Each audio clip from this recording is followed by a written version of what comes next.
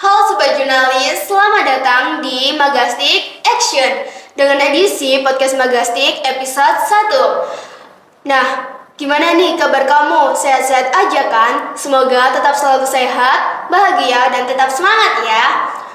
Oke, bersama saya Avela Naswa Afriansyah yang akan menjadi podcaster pada podcast kali ini dan akan mendatangkan narasumber yang sangat spesial dan sangat menginspirasi untuk kita semuanya, yaitu Kepala SMA Kemala Bayangkari 3 Pusdik Sabara Porong. Ikuti terus ya.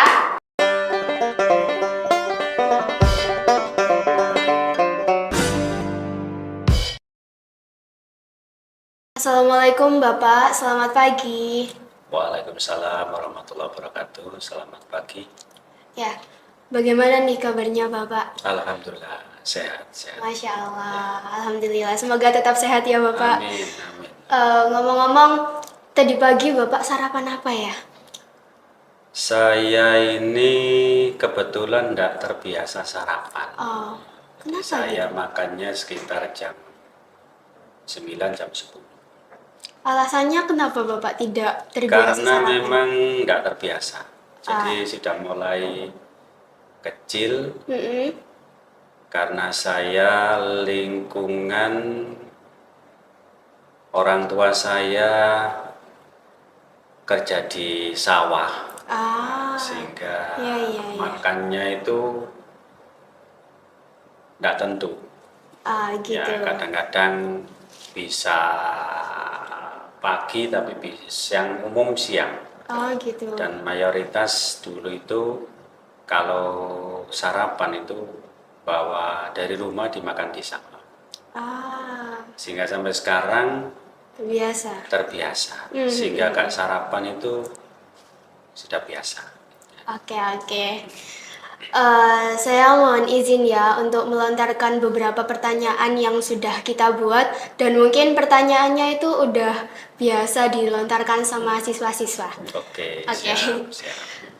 Ngomong-ngomong tentang hobi, Bapak ini hobinya apa? Ya. Hobi saya hampir semua semua cabang kalau menurut saya. Wih, keren banget. Jadi walaupun prinsip saya harus bisa. Kalau ada guru agama bisa ngaji, saya pun harus bisa ngaji. Iya. Kalau guru olahraga, pandai olahraga, saya pun harus minimal bisa olahraga. Khususnya saya ini hobi di olahraga. Iya.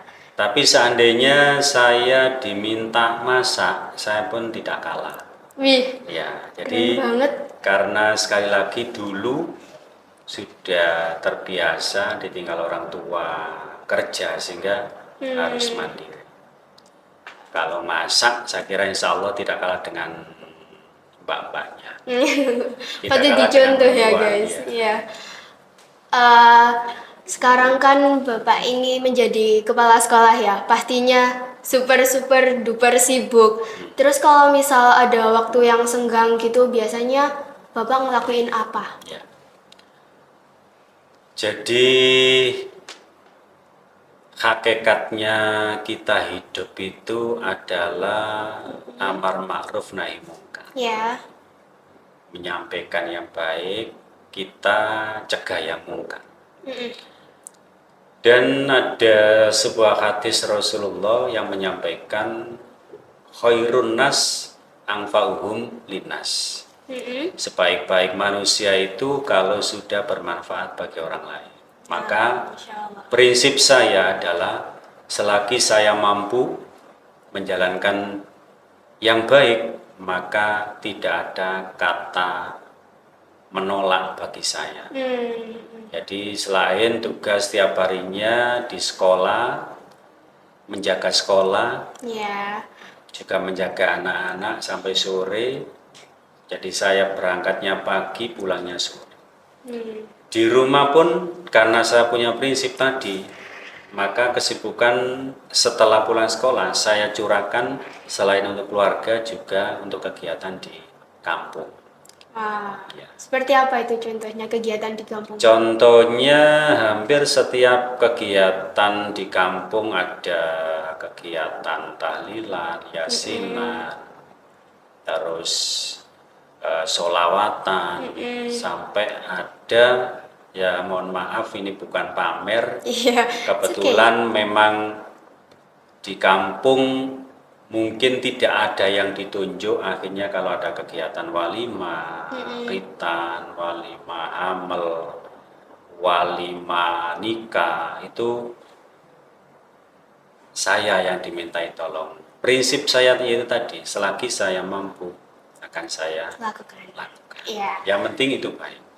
Selagi itu bermanfaat ya, Ya. Bapak. Selanjutnya saya mau tanya nih, gimana sih awal mula sama alasan Bapak menjadi guru itu? Boleh diceritakan?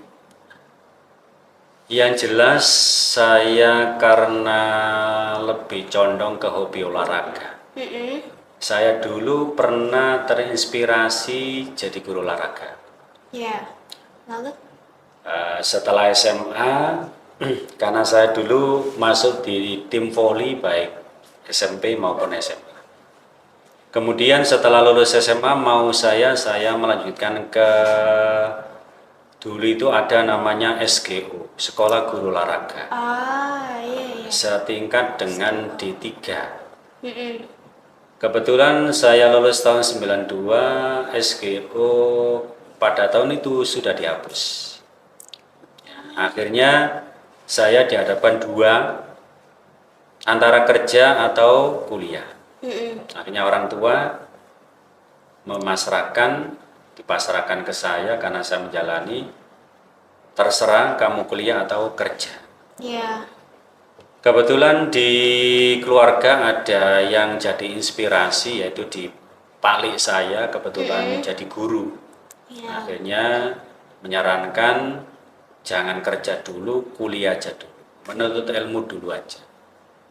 Kebetulan lulusan dari UM, dulu IKIP Negeri Malang, sekarang menjadi Universitas Negeri Malang. Akhirnya saya kuliah.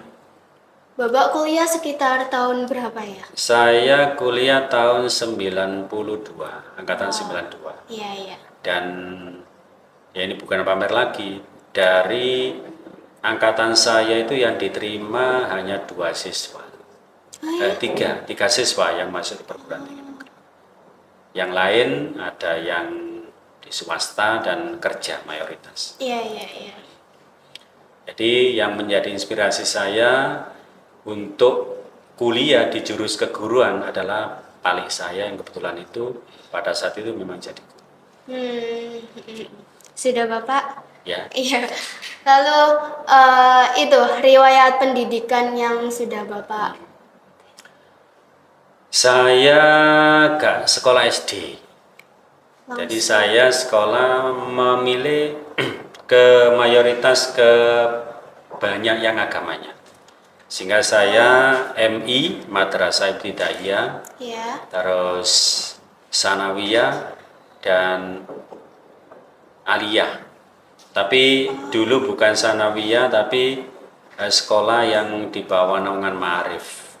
Itu 50-50, agamanya 50%, pendidikan umumnya 50%. Sehingga dari riwayat pendidikan saya, alhamdulillah itulah yang membuat saya akhirnya bisa tahu huruf hijaiyah, bisa membaca Al-Quran, sampai ya alhamdulillah memperdalam ilmu agama dari pengalaman saya sekolah mulai dari Madrasah Ibtidaiyah sampai ke tingkat jenjang setaraf aliyah.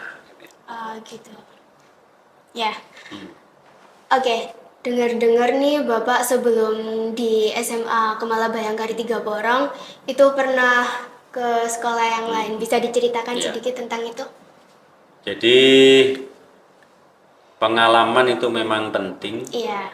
Jadi pengalaman kita jadikan sebuah motivasi.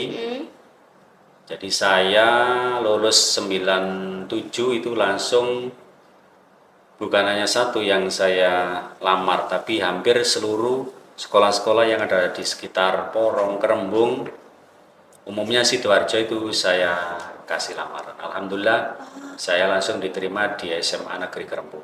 Oh iya. 2 tahun, setelah itu saya nambah jam terbang ngajar di SMP Wali Songo. SMP Wali Songo. Ya, SMP Iya. Wali Songo, karena di SMA negeri jamnya sedikit, akhirnya saya pilih yang di Wali Songo. Tahun 98 saya pindah ke Wali Songo sampai 2004. Tapi di celah itu saya ditawari ngajar di Bayangkari tahun 2002. Sehingga saya ngajar Bayangkari ini mulai tahun 2002 sampai sekarang. Iya. Ya, ini saya jadikan pengalaman saya dan juga untuk menambah teman dan saudara. Kira-kira Bapak waktu itu ngajar mata pelajaran apa ya? Untuk jenjang apa ya, sekarang ada jurusan gitu ya. Iya. Kalau dulu saya waktu SMA ngambil jurusan IPA.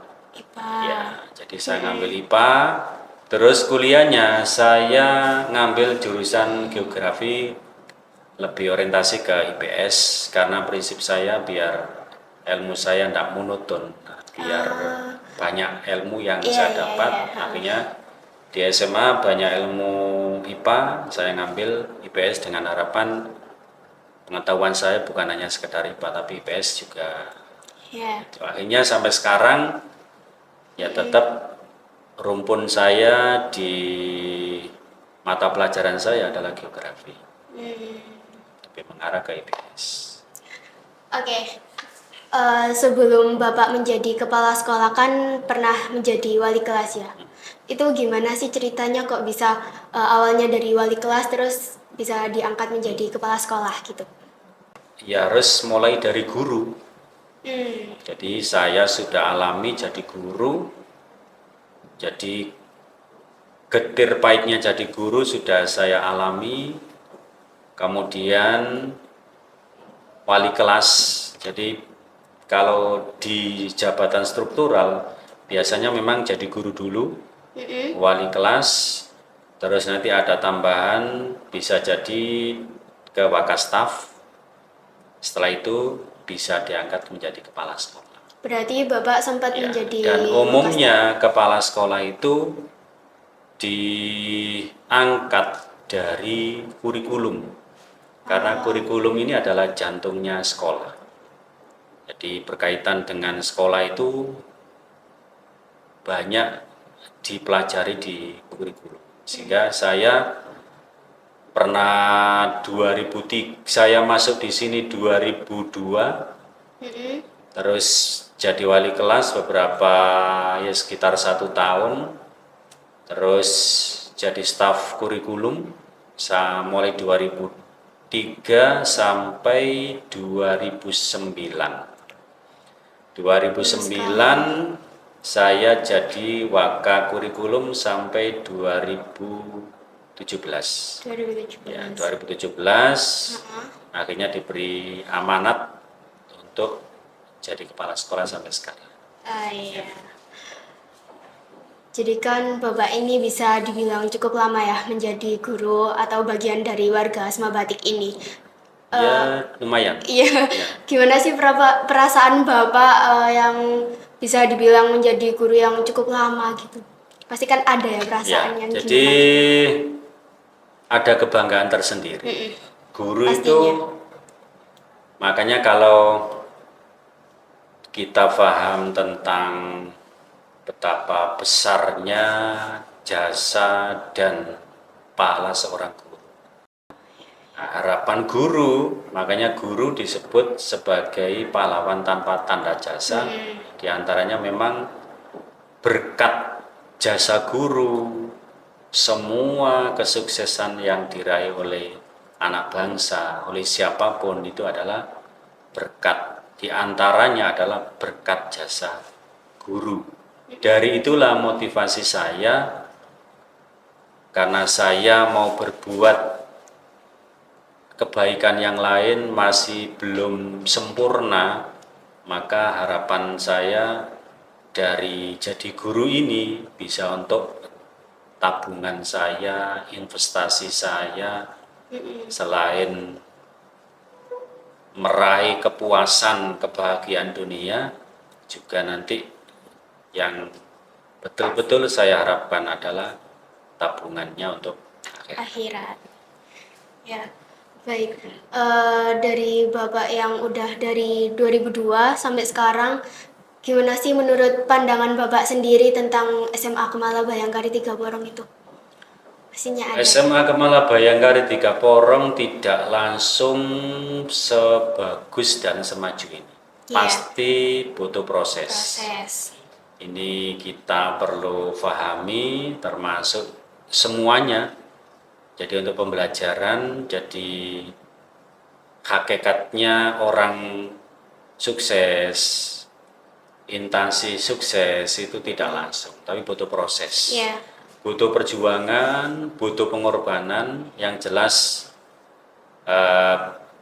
alhamdulillah selama saya diberi amanat untuk jadi kepala sekolah SMA Bayangkari, saya berupaya semaksimal mungkin untuk melengkapi fasilitas-fasilitas yang belum tersedia. Dan alhamdulillah walaupun tidak sesempurna yang diharapkan oleh siswa, oleh wali murid, SMA Bayangkari saya kira sekolah yang sudah layak dan bagus dibanding dengan sekolah-sekolah yang lain. Nggak kalah ya Pak Tidak ya. kalah. SMA Bayangkari menurut saya is the best. Ya, the best banget pokoknya Pak. Terus kalau untuk siswa-siswanya sendiri menurut Bapak gimana? Alhamdulillah saya bersyukur Ya. SMA Bayangkari semakin tahun semakin bisa stabil dalam kualitas siswanya, baik itu prestasi akademik, prestasi non-akademik, lulusannya juga banyak yang diterima di perguruan tinggi negeri lewat undangan, lewat tulis, lewat mandiri, juga banyak yang diterima di jalur profesi, TNI, Polri, dan lain sebagainya. Dan harapan saya nanti, makanya mulai 2 tahun yang lalu dibentuk namanya kelas pembinaan TNI Polri dan juga kelas unggulan. Untuk tahun ini kelas KKU direvisi karena harapannya nanti bukan hanya menampung di KKU tapi semua anak-anak yang prestasi bisa masuk situ. Yaitu mulai tahun ini nanti kelas KKU dirubah menjadi kelas unggulan. Iya. Jadi unggul di akademik, unggul di non-akademik akan bisa masuk di kelas itu. Dan harapan saya sebagai penanggung jawab di sekolah dengan adanya pembinaan TNI Polri nanti bisa mengangkat nama baik SMA Bayangkari karena banyak yang diterima di jalur profesi TNI Polri atau yang lainnya. Terus yang terakhir untuk pesan dan kesan, gimana sih pesan dan kesan Bapak terhadap Magastik ini? Bisa Pertahankan yang baik. Ya.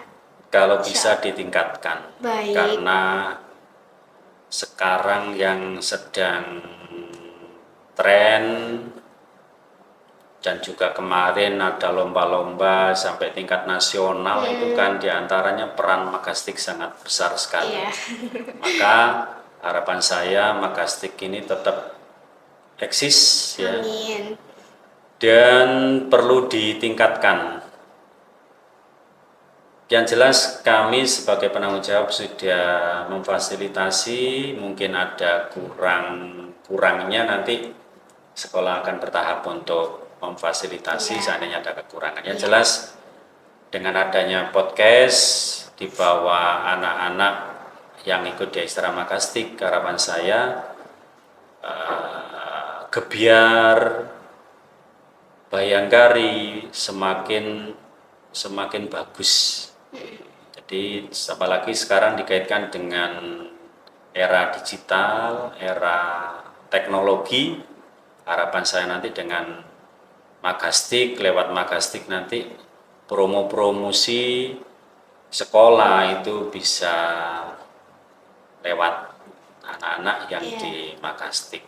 Jadi sukses selalu untuk Magastik, Makasih tetap Bapak. semangat, Amin. jangan ya intinya jangan pantang mengeluh.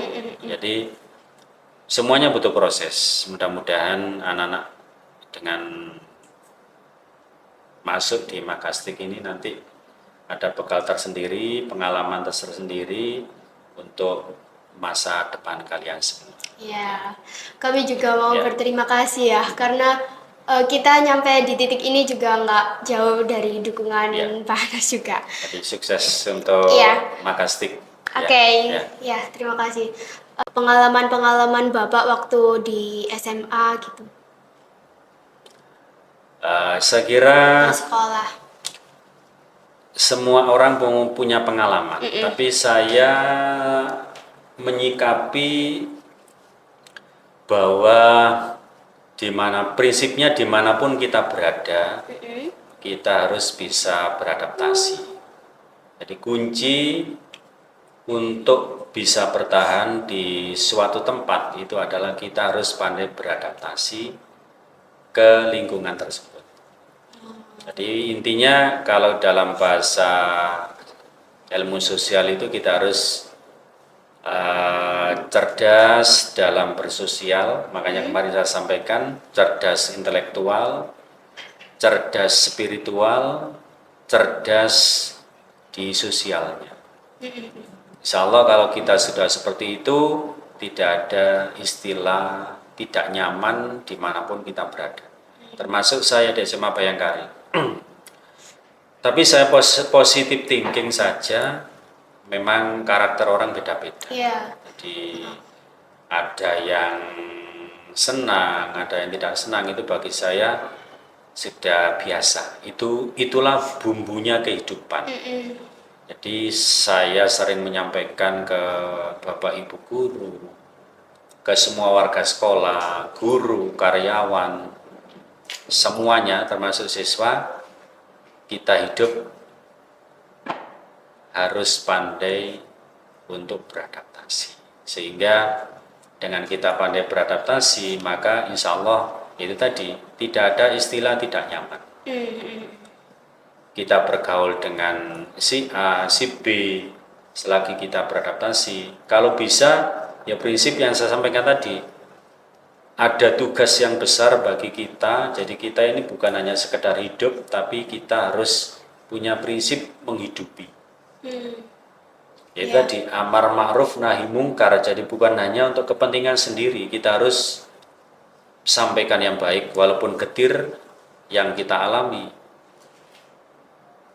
Kita cegah yang tidak baik, walaupun juga taruhannya sangat luar biasa. Nah, itu harus kita prinsip kalau bisa semua orang seperti itu.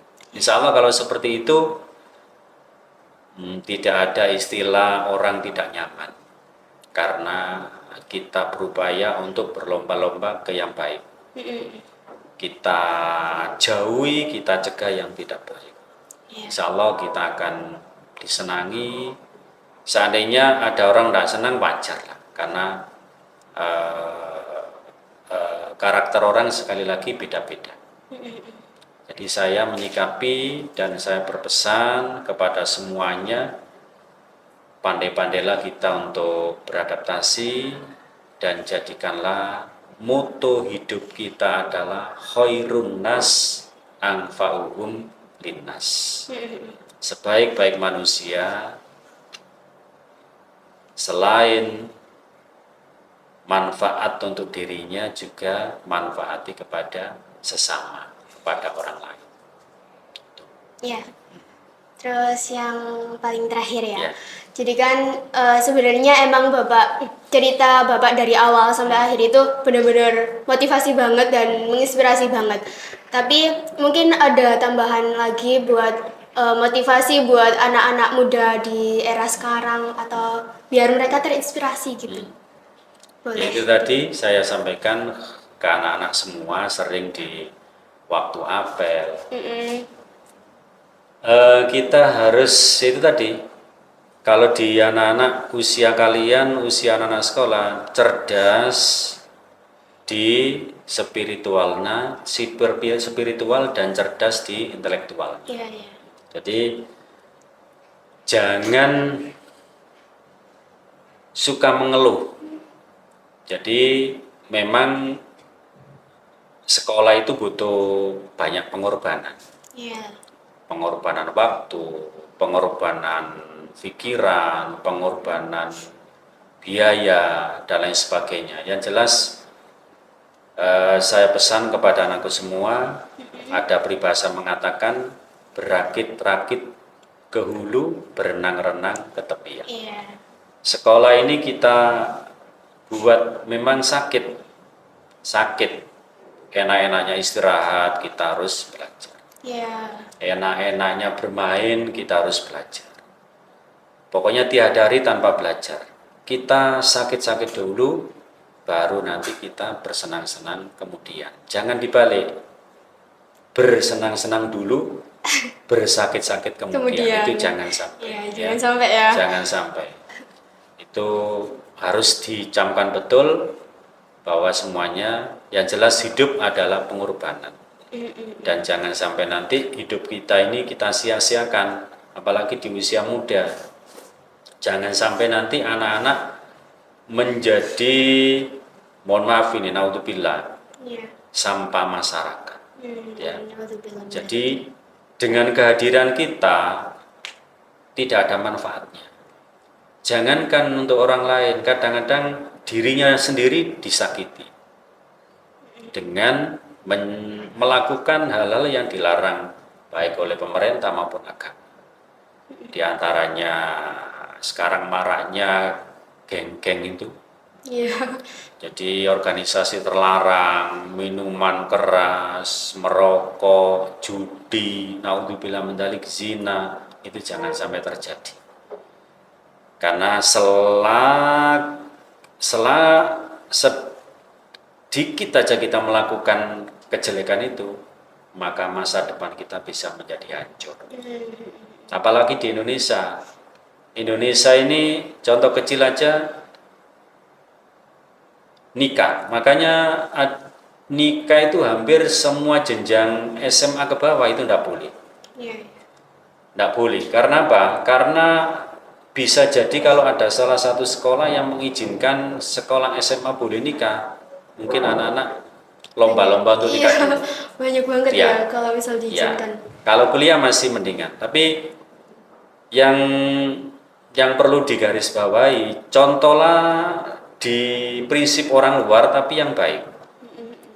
Budaya-budaya luar itu yang tidak baik kita hilangkan. Ya termasuk pergaulan bebas, ya, minuman keras itu orang luar kan biasa. Judi itu kan juga budaya-budaya luar. Tapi ada yang baik juga yang dicontoh dari luar. Prinsip orang luar itu tentang pentingnya pendidikan. Bahkan kemarin masuk di Guinness Book, pasangan termuda kalau tidak salah dari Inggris itu usia 14 tahun sudah nikah. Jadi sekolah SMP itu sudah nikah.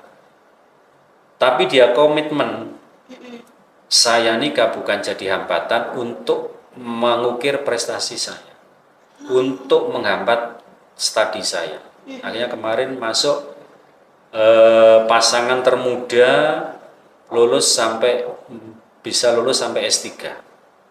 Ini yang perlu kita contoh. Nah, rata-rata di Indonesia, mohon maaf, di sekitar kita, kalau sudah terlanjur nikah, maka semuanya berantakan. Betul. Jadi cita-cita hanya tinggal kenangan, masa depan pun kadang-kadang karena tidak siap di situ, tidak siap di prinsipnya itu. Karena kenapa? Saya maklum karena di Indonesia terbentur ekonomi. Kalau di luar memang ekonominya bagus sehingga begitu nikah tidak usah sibuk mencari uang, bisa jadi ada bantuan dari pemerintah. Tapi kalau Indonesia begitu nikah, apalagi punya anak, maka sibuk dengan keluarganya dan anaknya, apalagi melanjutkan sudah. Maka saya pesan sekali lagi, itu tadi, harus kuat, harus sabar, harus semangat, teraihlah, tuntutlah ilmu sampai setinggi langit. Karena itu bisa menjadi kebanggaan di keluarga, kebanggaan semuanya, termasuk negara. Karena semakin banyak anak Indonesia yang putus sekolah atau tidak melanjutkan ke jenjang yang lebih tinggi, maka grade pendidikan di Indonesia bisa nomor yang terakhir. Ya itu. Jadi kalian semua sebagai generasi muda, untuk anak-anakku semua, pantang menyerah, harus semangat, belajarnya juga semangat, banggakan orang tua, banggakan sekolah, banggakan semuanya. Jadi sukses selalu untuk anakku semua. Amin. Ya. Terima kasih. Ya. Udah Bapak, terima kasih Oh, ya. udah meluangkan waktunya. Sama-sama. Ya, harapannya semoga Bapak bisa menjadi narasumber kita di hari berikutnya dan Insya Allah. ya, dan mohon dukungannya terus ya untuk kita. Insya Allah. Selagi baik, tidak ada kata tidak, saya dukung. Ya. Tapi kalau untuk yang jelek, langsung saya katakan tidak mendukung. Ya, seperti Jadi kemarin harusnya. ada kalau tidak salah satu supporter ya, kan dulu muncul di SMA Bayangkari, supporter namanya apa kemarin? Nah, Patrick ya. Jadi Betri, ya. Patrick, tapi saya lihat lebih mengarah ke yang jelek. Negatif. Karena yang jelas kalau sudah ya seperti itu, kita lihat supporter di setiap laga itu mayoritas kalau tidak terkendali akan terjadi tawuran, akan terjadi hal-hal yang tidak diinginkan. Maka selagi kegiatan di sekolah baik, termasuk kemarin anak-anak pulang sore, saya mendukung. Tapi dengan catatan dimanfaatkan yang baik. Jangan sampai nanti pulang sore dengan tujuannya tidak baik. Mohon maaf ini, pacaran di sekolah ini kan juga perlu kita waspadai. Ya, waspadai. Karena memang kalau tidak bisa jadi terjadi hal-hal yang tidak diinginkan. Maka sering saya sampaikan, kalau sudah ada kegiatan, pulang, istirahat, bantu orang tua itu lebih bagus daripada di sini sampai sore tapi tidak ada kegiatan. Jadi termasuk di Makastik, harapan saya Makastik jadi contoh untuk teman-teman ekstra lainnya, baik di kegiatan maupun di sikap anak-anaknya. Jadi harapan saya Makastik ini menjadi sebuah figur bagi teman-temannya untuk memberi contoh yang baik. Ya. Baik, udah. Ya.